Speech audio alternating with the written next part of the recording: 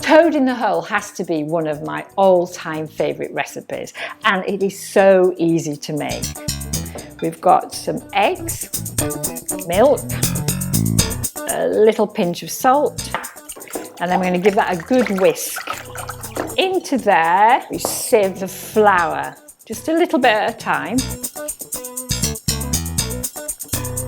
So now we've got a really lovely, thick, creamy batter. We need to leave that to rest for maybe just about 20 minutes. While our batter's resting, we're now going to sear the sausages. And here in this griddle pan, I've heated some oil, and you can use a frying pan if you want.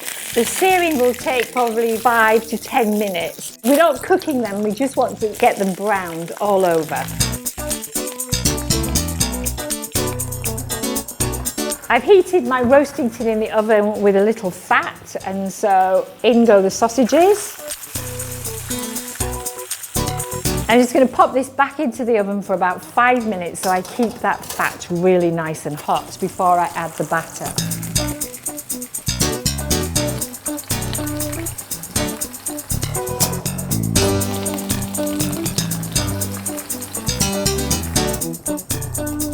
Oh, look at that.